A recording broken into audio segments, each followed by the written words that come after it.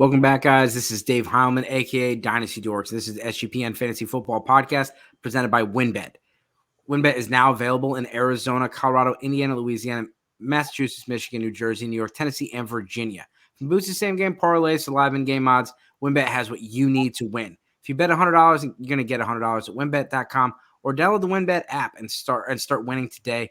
State restrictions apply. We're also brought to you by the Sports Gambling Podcast Final Four Watch Party, April 1st, 7:30 p.m. SGP will be at the Ice House in Los Angeles. So come hang out with the crew. All the following info at sportsgamblingpodcast.com/icehouse. So we're doing a draft series, talking about each individual draft spot for your rookie drafts. We already did the 101. You get to check that video out, see who we took. Be a big surprise who we took at 101. And here's the 102 video. Let's start off here. I guess I got to kick this draft off. We do all of our drafts over at Sleeper. And let's see what we got. Bijan went at 101. It would have really messed this video up if Bijan did not go at 101. Because we would have had to take it at 102. But, Brad, let's talk through this. If you're at the 102 spot, what's your strategy? Yeah, so for me, I have a preference for Bryce Young. But I know a lot of people are kind of, it's 6-1, half a dozen, right? Doesn't really matter which one. So if you're one of those folks, I think you really need to think about, okay, who's at that 103? Figure out, do some fishing. Who's their guy? And be comfortable moving back, trying to get a little bit on top, right? If you can get that person to understand, hey, oh, you like Bryce? Yeah, Bryce is my guy too. And then come draft time, you're like, hey, look, I'm okay moving back. If you want Bryce, I'm going to take him here. But if you want him, let's work something out for the 103. So I'm going to at least talk to the 103 owner, try to figure out where their head's at and try to shift back one more pick just to get the guy that I actually want and maybe a little bit of icing on top. Yeah, and if you like, Anthony Richardson as well, then maybe you can move back to the 104. The further you move back, the more you're going to get in return. And so to move back from 102 to 103, if you have CJ Stroud and Bryce Young neck and neck, 1A and 1B, even after the draft, we're assuming Panthers and Texans for the two guys, either place. Brad, what would it take for me to, if you're the 103 and you want Bryce Young and I haven't told you who I want, what would it take for you to make that move? Do you think a mid-second round pick? I wouldn't personally because I really like the players that are in the middle of the second round. So I'd probably be fishing. Okay, hey, I'll give you an early third to move up that one pick. And even then, I really like the early third round pick. So I don't know that I'd be looking to move up, right? We just talked about I'm looking to move back, but I wouldn't add a second round pick to make that jump. I don't think there's enough of a difference for me between those two quarterbacks to pay that price. Yeah, and I guess maybe the question's backwards too. If you're at the 102 spot, are you willing to take a third round pick to move back? I would. I would take that added asset. What about a future third? I'm good either way. What about a future third? Future third. That's not worth it to me. Yeah, and for me, I don't really care which one of I take at this point. I'm leaning Stroud, but I have them both, so I'd be okay with it. All right, let's make the pick. All right, we're going Bryce Young because he's my one. So we need the draft sound, by the way. Oh, you do want the draft sound? No, we need like the NFL draft sound. Oh, I see what you're saying. The NFL draft jingle. Yeah, I miss it. Everyone does everyone else get that like giddy feeling when they hear that? Yeah. I need that in my life. I think April, I'm going to make it my alarm for the morning. I love it. All right, to wrap up the round one, Bijan Robinson, 101, Bryce Young at 102, CJ Stroud, 103, Jahmyr Gibbs at 104. That was an auto pick. It's not my pick. JSN, 105, Anthony Richardson, 106, Jordan Addison, 107, Will Levis, 108, Quentin Johnston at 109, Zach Charbonnet, 110, Michael Mayer, 111, Joshua Downs at 112. The real difference here is Downs went at 12 and Boutte went at 201. Very comparable to our last draft. Yep. Yeah, absolutely. And the guys I'd be looking at here, Zach Evans, I have pretty high on my board. He is my RB4, so he's the next running back off the board for me. And then Zay Flowers would be the top wide receiver on my board right now. So these would be the two that I'm looking at. It'd really be based on team need over anything. Am I still 3 years out, 2-3 years out? Then I might not be looking at Zach Evans. But if I'm looking to compete now, I might look at Zach Evans over the top of Zay Flowers. Yeah, and draft capital is going to be a big difference. We talked about this on the last episode. I'm not going to completely rearrange my rankings based on landing spot. If somebody's drafted in the 5th round and appears to be a good landing spot, they were still drafted in the 5th round. And so if these guys are tiered together, like let's say that like Sean Tucker, Tank Bigsby, Zach Evans, and Kendre Miller are all like similar guys to you, but one of them gets drafted in the 2nd round, everyone else gets drafted in the 3rd or the 4th round. The 2nd round guy is going to go to the top of that tier. But do not overreact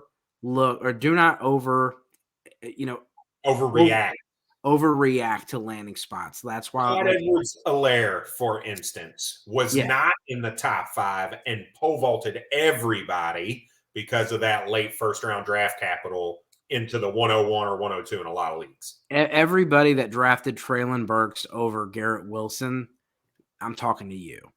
Brad, and I don't want to pick Zay Flowers in every draft. So Zay Flowers would be my pick here, but if you were to go with a running back, who would be your pick?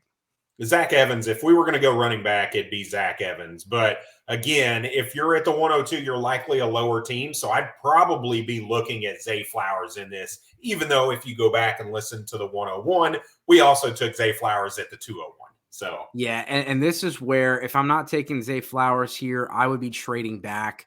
I would definitely be looking to move to the middle of the 2nd round, trying to collect a future 2nd or 3rd round pick or a 3rd round pick this year.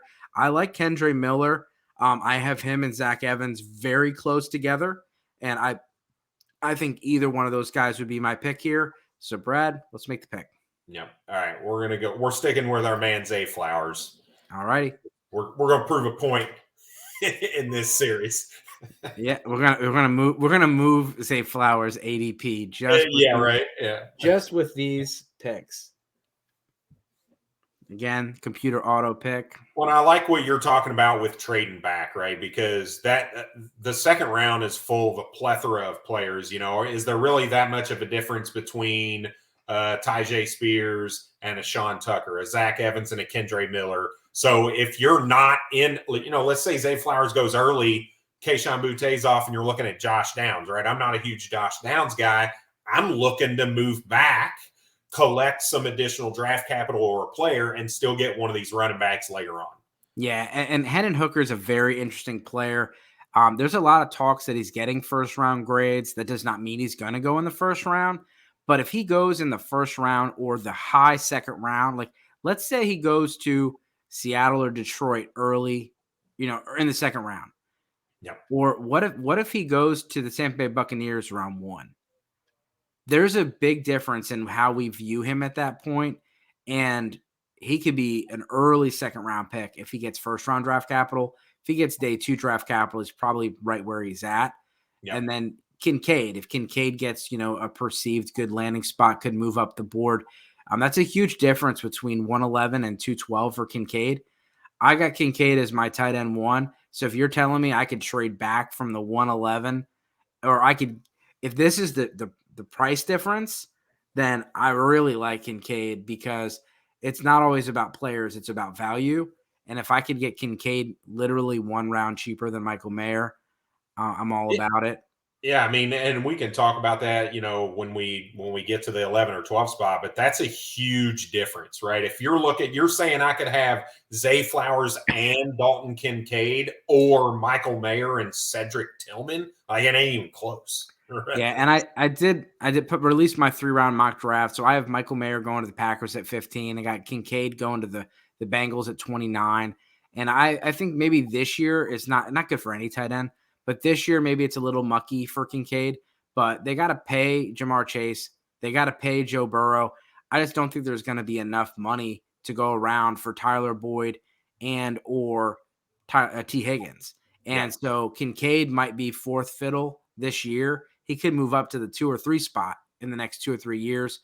And I just think he's a very good player as far as a fantasy tight end.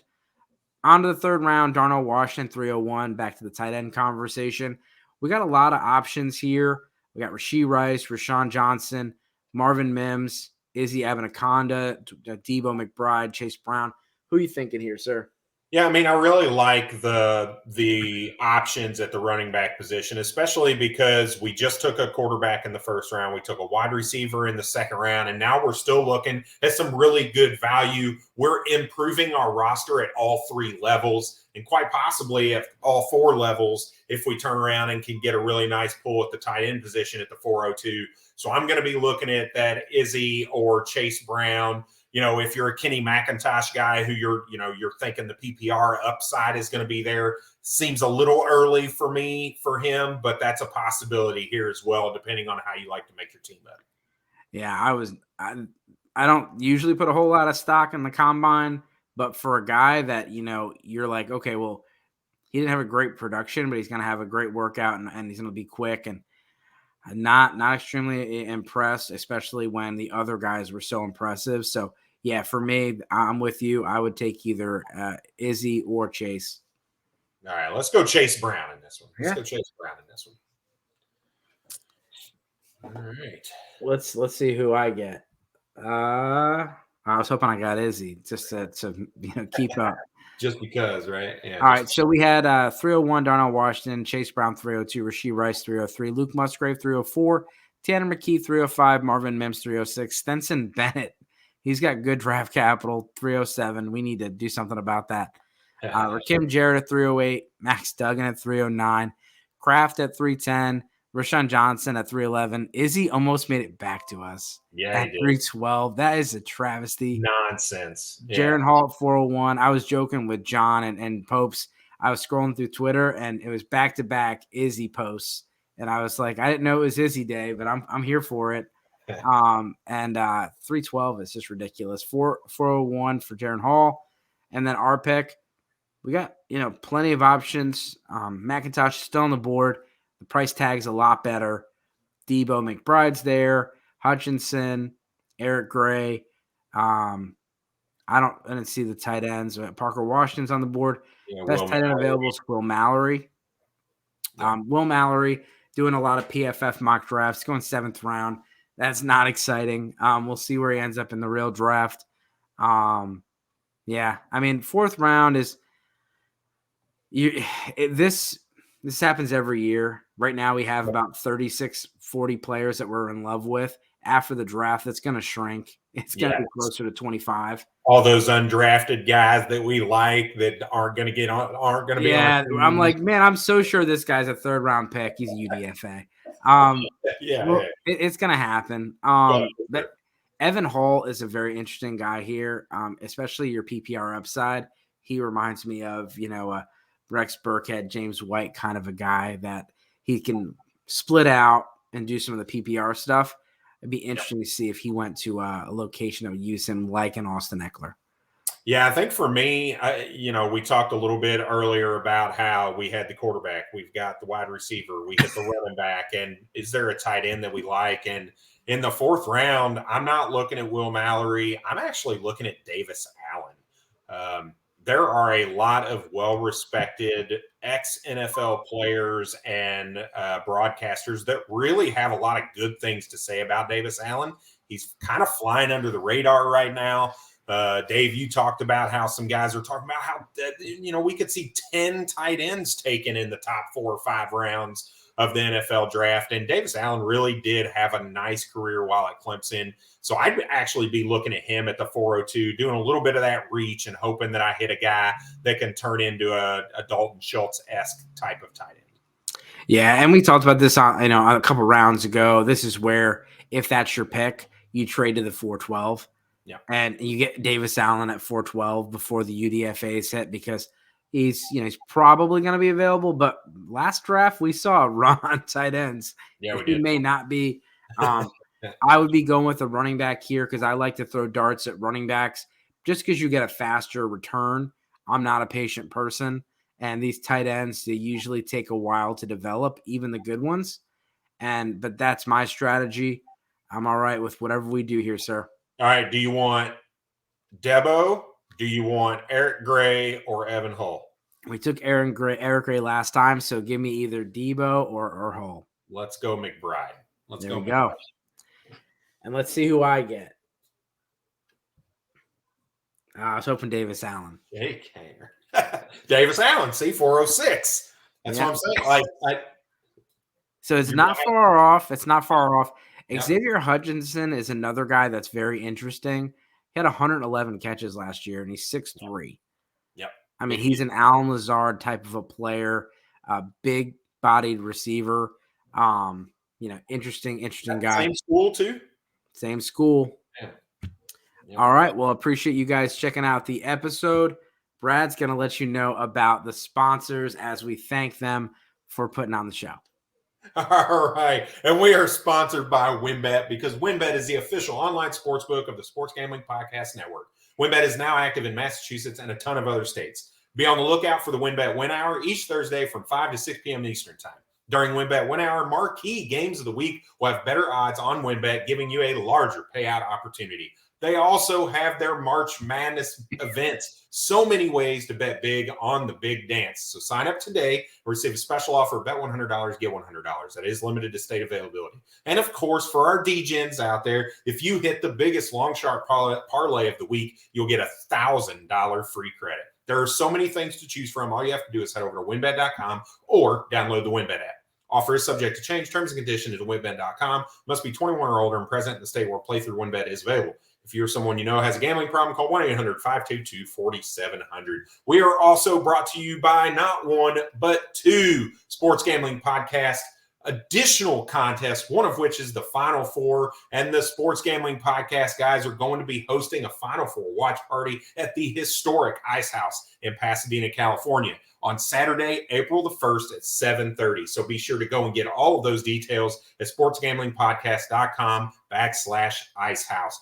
Also doing one for the Masters. And if you're looking to hang out with Sean and Ryan at Stadium Swim and watch the biggest golf tournament in the world, you can by winning a 3-night stay in Circa Las Vegas to hang out with those guys. The contest is completely free to enter. Just go to sportsgamblingpodcast.com/golf party. And if you don't win the contest, it's okay. Don't worry. You can still get a discount on a room using our promo code SGP15. We're also brought to you by the Underdog Fantasy. Underdog Fantasy is heating up for March Madness. College Pick'em is a great way to get in on the action, especially if your bracket is busted up to day one. Plus, Underdog Fantasy has your favorite college basketball player props. Head over to UnderdogFantasy.com and use promo code SGPN for a 100% deposit bonus up to $100. It's UnderdogFantasy.com, promo code SGPN. Appreciate you guys checking out the show. Make sure you subscribe, like, and appreciate any comments. As always, good luck this season. Cheers.